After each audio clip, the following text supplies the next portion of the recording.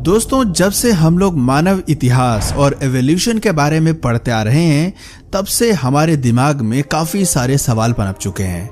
आज से कुछ 300 से 400 साल पहले हम सिर्फ इस बात का ही अंदाजा लगाया करते थे कि आखिर धरती पर जीवन की शुरुआत किस तरह से हुई होगी और कैसे कैसे वो सभी जीव आगे जाकर विकसित हुए होंगे। कुछ इसी तरह आज तक हमने भी अपने चैनल पर जैविक विकास से संबंधित बहुत सारे वीडियोस बना डाले और ये आप सबकी मेहरबानी ही है कि आपने उन सभी वीडियोस को अपना ढेर सारा प्यार दिया और इसी वजह से हमें और भी नए नए सवालों के जवाब ढूंढने का मन करता है। एक दिन ऐसे ही जब मैं मानवता के बारे में और एवोल्यूशन के बारे में सोच रहा था, तो मेरे मन में ये ख्याल आया कि आखिर आज से करोड़ों साल पहले एग्जिस्ट करने वाले जानवरों की हाइट इतनी बड़ी बड़ी क्यों हुआ करती थी और उसी के मुकाबले आज के जानवर सामान्यतः छोटे क्यों हुआ करते हैं।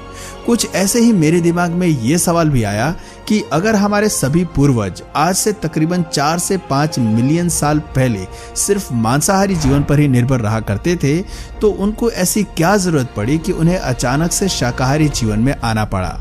अब मेरे जहन में इन सवालों का आना भी पूरी तरह जायज है, क्योंकि इतना तो हम सभी जानते हैं कि अगर हमारे पास किसी तरह के रिसोर्सेज का भंडार हो तो हम कभी भी किसी नई टेक्नोलॉजी को आमतौर पर नहीं डेवलप करते।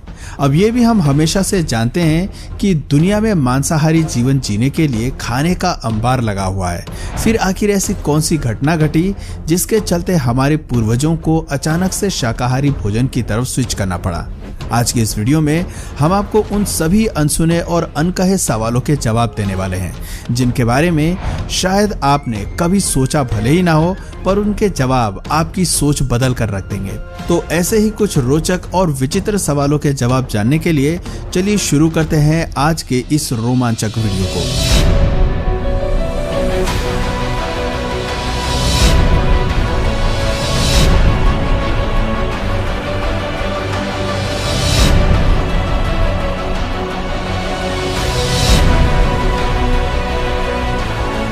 वैसे तो हम लोग हमेशा अपनी कहानियों की शुरुआत आज से तकरीबन 3.5 बिलियन साल पहले से करते हैं, जब जीवन का निर्माण होना शुरू हुआ था। लेकिन आज का हमारा ये किस्सा शुरू होता है आज से लगभग 300 मिलियन साल पहले से, जब धरती पर डायनासोर से भी पहले ट्राइलोबाइट्स का राज हुआ करता था।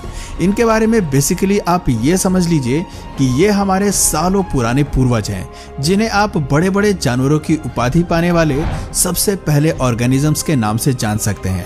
ट्राइलोबाइट्स के प्रकट होने के पहले आमतौर पर ऑर्गेनिज्म सिर्फ 1.5 से 2 फीट तक ही हुआ करते थे, लेकिन इनकी उत्पत्ति के बाद से धरती पर 3 से 3.5 फुट के जानवर आने लगे, जिसे आप सीधे सीधे ये कह सकते हैं कि इस दौर के बाद से जानवरों के आकार में वृद्धि होना शुरू हो गई। इसके बाद जो धरती के जीवन पर विकास की लहर दौड़ी, तो फिर उस लहर ने कभी भी पीछे मुड़कर नहीं देखा। देखते ही देखते 2 करोड़ सालों में ये 3 से 3.5 फीट के ट्राइलोबाइट्स कब जाकर 85 फीट के ड्रेडनॉट्स में बदल गए, पता ही नहीं चला। यह सिलसिला शायद अनंत काल तक यूं ही चलता रहता, लेकिन ईश्वर को शायद कुछ और ही मंजूर था, जो बयां ही सही पर रचनात्मक की ओर एक पहला कदम था। जहां एक तरफ सब कुछ बिल्कुल परफेक्ट टाइम और स्पीड पर चल रहा था, तो वहीं दूसरी ओर इसी बीच दूर से एक उल्का पिंड आया और उसने पूरे जैविक इतिहास की करोड़ों साल की मेहनत एक पल में धूल में मिला दी। नतीजा धरती पर कई साल लंबा शीतकाल और डायनासोर्स की विलुप्ति। ये एक ऐसा पल था जब शायद जैविक इतिहास वापस से या तो हमेशा हमेशा के लिए खत्म हो सकता था, या तो इस तबाही के बाद सिर्फ छोटे स्तर तक ही सीमित रह सकता था। खुशकिस्मती से हम बहुत भाग्यशाली रहे, क्योंकि इतना सब कुछ होने के बाद भी जीवन को पनपने का एक दूसरा अवसर मिला। इसमें भले ही करोड़ों साल लग गए, लेकिन जीवन ने न सिर्फ समय के साथ साथ अपनी लंबाई में इजाफा किया, बल्कि भारी मात्रा में वजन भी बढ़ाया। उसी का तो नतीजा था कि ग्लिप्टोडॉन और मैमथ जैसे जानवर इंसानों के सामने प्रकट हुए। लेकिन अगर इस लॉजिक के हिसाब से देखें तो आज के समय के जीवों को तो पहले से ज्यादा लंबा होना चाहिए था, फिर आज अचानक से उनकी लंबाई में ये कमी कैसे आई? इसके बारे में जब हमने थोड़ी रिसर्च की तो हमें पता चला कि टेल एविव यूनिवर्सिटी में इस बारे में शोध करी जा चुकी है और उनके रिजल्ट्स काफी विश्वसनीय और सही लगे। हुआ क्या था कि पहले के जमाने में सभी जानवर अपने अपने हिसाब से जीवन जिया करते थे, जिनमें से सामान्यतः शाकाहारी जीव तो पेड़ पौधे में ही व्यस्त रहते थे और वहीं दूसरी ओर मांसाहारी जीव सिर्फ नियमित मात्रा में ही शिकार किया करते थे।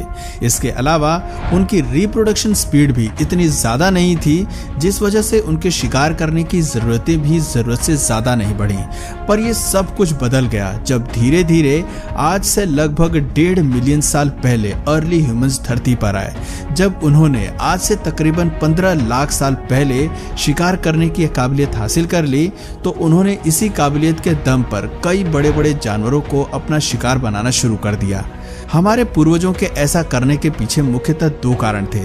पहला तो ये कि उनके पास ऐसी तकनीकें और ऐसे हथियार हुआ करते थे जिसकी मदद से वो बड़े बड़े जानवरों का बड़ी ही आसानी से शिकार कर लिया करते थे।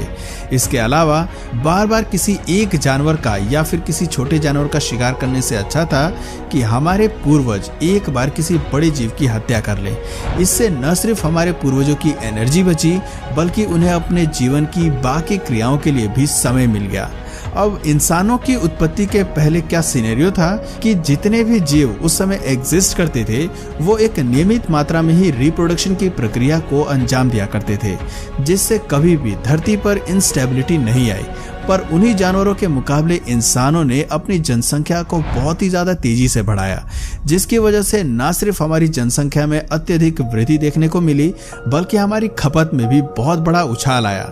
अब ज्यादा खपत का मतलब ज्यादा खाने का इंतजाम करना, और उस वक्त खाने का इंतजाम सिर्फ जानवरों के मांस के माध्यम से ही किया जा सकता था। इसी कारणवश अपना और अपने परिवार का भरण पोषण करने के लिए जहां पहले एक इंसान सिर्फ एक जीव का शिकार किया करता था, उसने धीरे धीरे अपने परिवार का पेट भरने के लिए 2 से 3 विशालकाय जीवों को एक दिन में मारना शुरू कर दिया। और ऐसे ही न जाने कितने हजारों जीव थे जिनका आकार आज के जीवों के मुकाबले बहुत ज्यादा हुआ करता था। पर क्योंकि हम इंसानों ने उन्हें इतनी अधिक तेजी से मारा कि धीरे धीरे उनकी जनसंख्या धरती पर कम होने लगी, और फिर एक वक्त ऐसा भी आया जब ये पूरी तरह से धरती पर विलुप्त हो गए। यही कारण है कि ज्यादा से ज्यादा जीव आज से तकरीबन 1.5 मिलियन साल पहले ही विलुप्त होना शुरू हो गए, क्योंकि दुर्भाग्यवश हमारे पूर्वजों ने ही उनकी हत्या के पैमाने को जरूरत से ज्यादा बढ़ा दिया। अब अगर विशालकाय जानवरों की जनसंख्या में कमी आ गई तो जाहिर सी बात है कि एक वक्त ऐसा भी आएगा जब इंसानों को पेट काटने की आवश्यकता पड़ी होगी और उनके डेली न्यूट्रिशन में कमी आई होगी। पोषण में कमी का ये असर इंसानों के अलावा जानवरों में भी देखने को मिला, और ये भी एक मुख्य कारण था कि धीरे धीरे जो जानवर पहले विशालकाय हुआ करते थे उनका आकार पहले के मुकाबले अब कम हो गया। उदाहरण के लिए जैसे आज के शेरों के लिए ये अनुमान लगाया जाता है कि वो पहले के जमाने में 2 से 3 फीट या ज्यादा लंबे हुआ करते थे, पर शायद पोषण में आने वाली कमी के कारण धीरे धीरे पीढ़ी दर पीढ़ी उनका आकार कम होता गया, और फिर एक समय ऐसा आया कि वो आज के जितने छोटे बनकर रह गए। हालांकि इंसानों को भी इससे काफी संघर्ष करना पड़ा। एक वक्त तो ऐसा भी आया होगा जब उनके आसपास के सारे जीव लगभग खत्म होते जा रहे थे। ये भी एक ऐसा पल था जब शायद पूरी मानव सभ्यता भूखमरी के कारण खत्म हो सकती थी। लेकिन वो कहा जाता है ना कि आवश्यकता ही आविष्कार की जननी होती है। ऐसा ही कुछ हम इंसानों के केस में भी हुआ। जब हमारे पूर्वजों ने ये देखा कि अब सिर्फ दूसरे जानवरों का मांस खाने के भरोसे उनका जीवन यापन संभव नहीं है, तो मजबूरी में ही सही पर उन्होंने एक ऐसे शांतिप्रिय तरीके को खोज निकाला जिसके कारण आज दुनिया भर में लाखों किसान मौजूद हैं, और शिकार करने के उसी अल्टरनेटिव का नाम था फार्मिंग। जब हमारे पूर्वजों के पास खाना खाने के लिए बहुत ज्यादा कमी आ गई तो उनके पास किसी नए भोजन को खोजने के अलावा और कोई चारा नहीं बचा। मजबूरी में जब उन्होंने शुरुआत में पेड़ पौधों की ओर रुख मोड़ा होगा तो शुरुआत में भले ही उन्होंने जंगलों में मौजूद पहले ही उगे हुए फलों को खाया होगा, पर जब उन्हें इस बात का एहसास हुआ होगा कि इसे हम लोग एक परमानेंट खाने के स्रोत में भी इस्तेमाल कर सकते हैं, तो उन्होंने इसका सदुपयोग भी किया होगा और इसी कारण प्रथा शुरू हुई खेती करने की और शाकाहारी जीवन जीने की। धीरे धीरे ज्यादा से ज्यादा लोग शाकाहारी जीवन की ओर अपना रुख मोड़ने लगे और दुनिया भर में खेती करने का और फलों और फूलों के भरोसे अपना जीवन यापन करने का कॉन्सेप्ट काफी जोरों शोरों से फैल गया। समय के साथ साथ ये सभी व्यवहार एक ऐसी आदत में तब्दील हो गई कि धीरे धीरे इंसानों में भी दो तरह के इंसान विभाजित हो गए, एक वो जो शाकाहारी बन गए और दूसरे वो जो मांसाहारी बन गए। इसके अलावा खेती ही वो इकलौता माध्यम था जिसने हम इंसानों को जानवरों की जरूरत से रूबरू करवाया, क्योंकि जब इंसानों ने खेती करना शुरू की तभी उन्हें पता चला कि अगर हमें खेती को एक अलग मुकाम पर ले जाना है तो हमें गाय और कुत्तों जैसे जानवरों की बहुत ज्यादा जरूरत पड़ेगी।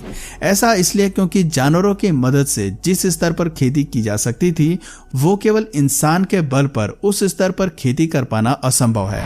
बस ऐसे ही धीरे धीरे कुछ बदलाव आते गए, कुछ निर्माण होते गए और देखते ही देखते एक के बाद एक आज हजारों ऐसी खेतियां हैं जो पूरी धरती के हर कोने पर की जाती है। कौन सोच सकता था कि ये आपदा इंसानों के लिए खाने के एक नए अवसर को जन्म देगी। और बस कुछ इसी तरह जन्म हुआ इंसानों के आधुनिक युग का। तो दोस्तों आज की वीडियो में बस इतना ही है। अगर ये वीडियो आपको पसंद आया और आप चाहते हैं कि मैं इसका नेक्स्ट पार्ट भी बनाऊं तो कमेंट में पार्ट 2 जरूर लिखिए। और अगर इस वीडियो से आपको कुछ नया जानने या सीखने को मिला या फिर इंटरेस्टिंग लगा तो प्लीज इस वीडियो को एक लाइक करके अपने फ्रेंड्स और फैमिली में इसे जरूर शेयर करें। और यदि आप इस चैनल पर नए हैं तो प्लीज इस चैनल को सब्सक्राइब करके बेल नोटिफिकेशन आइकन को ऑन कर लीजिए ताकि हमारे आने वाले वीडियोस आप मिस ना करें। मिलते हैं फिर किसी वीडियो में नए टॉपिक के साथ, तब तक के लिए नमस्कार।